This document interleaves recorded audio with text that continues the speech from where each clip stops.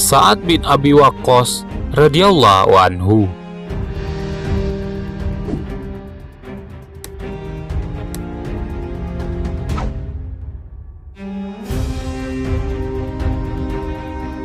Tokoh kisah ini adalah seorang pemuda Mekah terhormat dari garis nasab yang memiliki ayah dan ibu yang terhormat.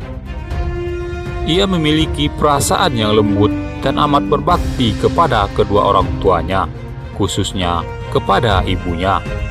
Meski pada saat itu Sa'ad masih berusia 17 tahun, namun ia sudah berpikiran dewasa dan bijak layaknya orang tua. Ia tidak pernah senang dengan senda gurau yang biasa dilakukan anak seumurannya.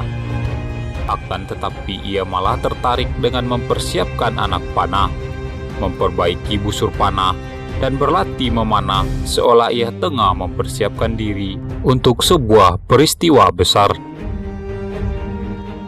Ia juga tidak pernah senang dengan apa yang ia lihat pada kaumnya yang memiliki akidah yang rusak dan kondisi yang buruk.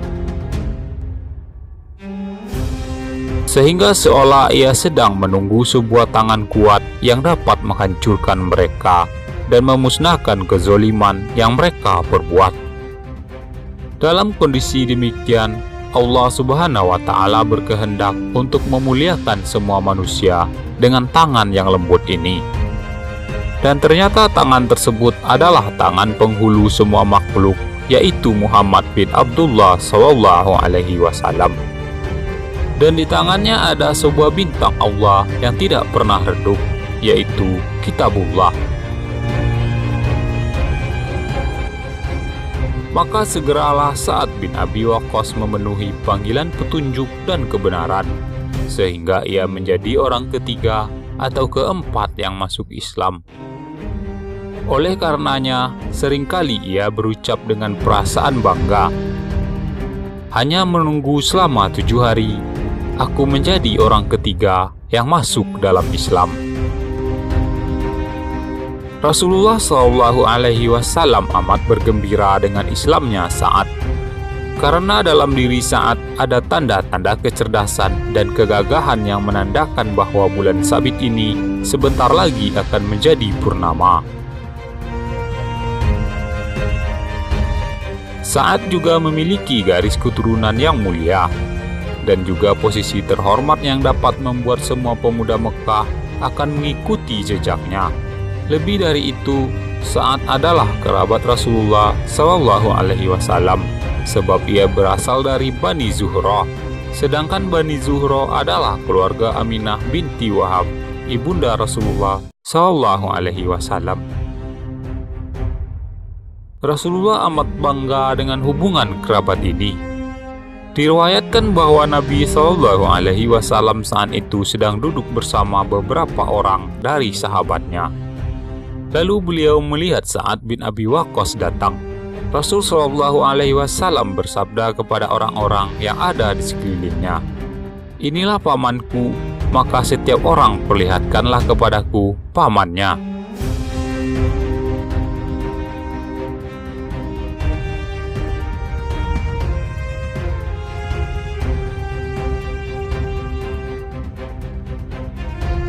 Akan tetapi keislaman Sa'ad bin Abi Waqqas tidaklah berjalan dengan mudah dan tenang. Pemuda yang beriman ini merasakan ujian terberat dan paling keras, sehingga karena terlalu kerasnya, Allah Subhanahu wa Ta'ala menurunkan sebuah ayat Al-Quran tentang dirinya. Sekarang kita akan memberikan kesempatan kepada Sa'ad untuk menceritakan kisah ujiannya ini. Sa'ad berkata, 3 hari sebelum aku masuk Islam, aku bermimpi seolah aku tenggelam dalam kegelapan yang bertingkat-tingkat. Saat aku sedang berusaha selamat dari gelombang kegelapan tersebut, lalu ada sebuah bulan yang menerangiku dan aku mengikutinya. Aku melihat ada segerombolan orang yang telah mendahuluiku berjalan menuju bulan tersebut. Aku melihat Zaid bin Haritsah, Ali bin Abi Thalib, dan Abu Bakar As-Siddiq. Aku bertanya kepada mereka, "Sejak kapan kalian berada di sini?" Lalu mereka menjawab, "Sejak 1 jam yang lalu." Begitu siang menjelang, aku mendengar bahwa Rasulullah SAW telah melakukan dakwah secara sembunyi-sembunyi untuk mengajak ke dalam Islam. Aku mengerti bahwa Allah Subhanahu wa Ta'ala menghendaki kebaikan atas diriku. Dengan sebab tersebut, Ia hendak mengeluarkan aku dari kegelapan menuju cahaya. Lalu aku mendatanginya segera, dan aku menjumpai beliau di Syib Jiyad. Beliau saat itu sedang melakukan sholat. Aku pun masuk Islam, dan tidak ada yang mendahuluiku masuk Islam selain orang-orang yang aku lihat dalam mimpiku.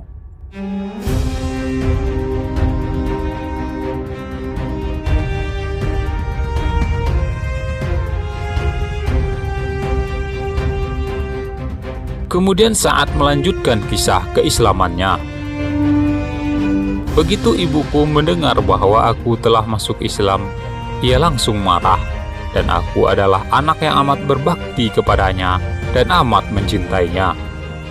Ibuku datang menemuiku dan berkata, "Wahai Sa'ad, agama apakah yang telah kau anut dan telah memalingkan kamu dari agama ibu dan bapakmu? Demi Allah, jika engkau tidak meninggalkan agama barumu itu, maka aku tidak akan makan dan minum sehingga aku mati, sehingga hatimu akan bersedih karenaku, dan engkau akan menyesali tindakanmu itu, dan manusia akan mencibirmu untuk selamanya."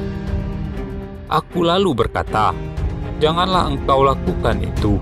Aku tidak akan meninggalkan agamaku karena alasan apapun." Ia pun lalu melakukan janjinya. Ia tidak mau makan dan minum. Ia terus melakukan hal itu berhari-hari, tidak makan dan tidak minum. Badannya menjadi kurus, tulang punggungnya menjadi bengkok, dan kekuatannya menurun drastis. Aku selalu mendatanginya dari waktu ke waktu untuk memintanya agar mau memakan sedikit makanan atau meminum sedikit minuman.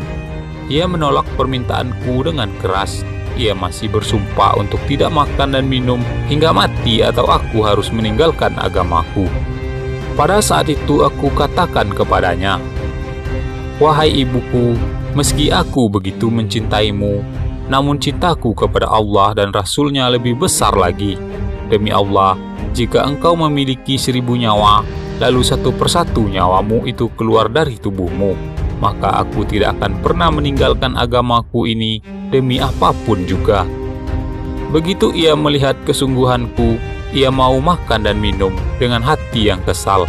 Lalu turunlah firman Allah Subhanahu wa Ta'ala, "Dan jika keduanya memaksamu untuk mempersekutukan dengan aku sesuatu yang tidak ada pengetahuanmu tentang itu, maka janganlah kamu mengikuti keduanya, dan pergaulilah keduanya di dunia dengan baik."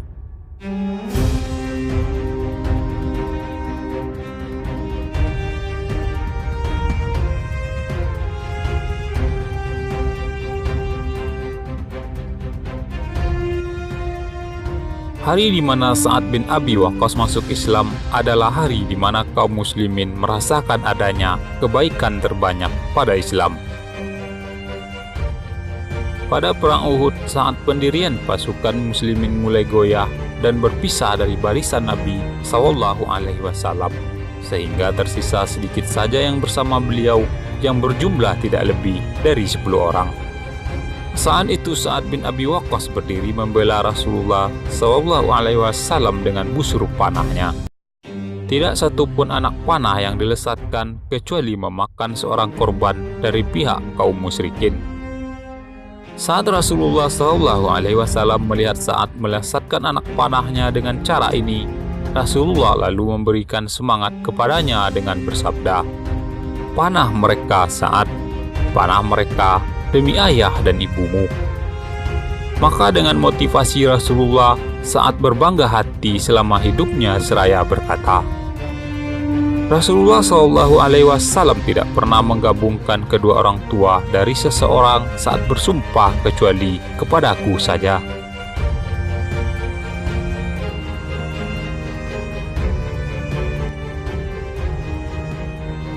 Akan tetapi Sa'ad baru merasakan kebahagiaannya saat Umar Al-Faruq bertekad untuk mengalahkan bangsa Persia lewat perang yang dapat membuat negeri mereka hancur.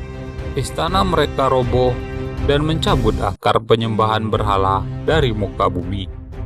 Maka Umar mengirimkan surat kepada seluruh pegawainya yang ada di semua daerah yang berbunyi, "Kirimkanlah kepadaku semua orang yang memiliki senjata atau kuda, pertolongan atau pendapat, atau kemampuan dalam bersair atau beretorika dan lainnya yang dapat membantu kami dalam peperangan." Maka datanglah gelombang para mujahidin ke Madinah dari setiap penjuru. Begitu semuanya telah terpenuhi, Umar Al-Faruq meminta pendapat kepada Ashabul Hali wal Aqdi tentang orang yang dapat memimpin pasukan yang amat besar ini, sehingga Umar dapat memberikan mandat kepadanya. Mereka semua berpendapat orang tersebut adalah si singa menerkam, yaitu Sa'ad bin Abi Waqqas. Maka Umar memanggil Sa'ad radhiyallahu anhu dan memberikan panji komando kepadanya.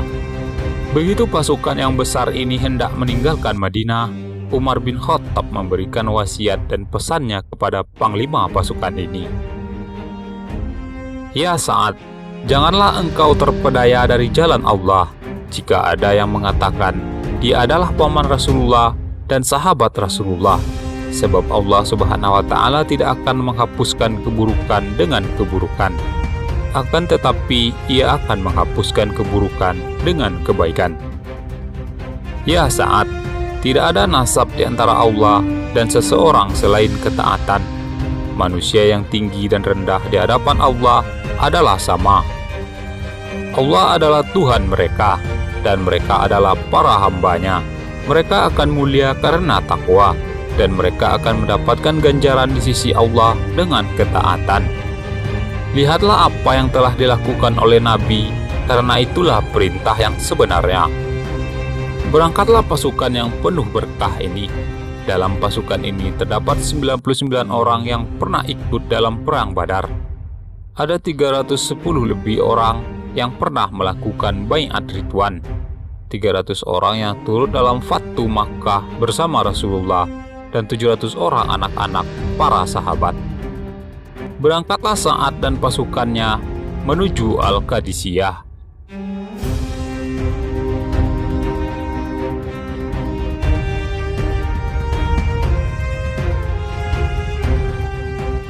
Pada hari terakhir di peperangan Al-Qadisiyah, pasukan muslimin bertekad untuk mengalahkan Persia.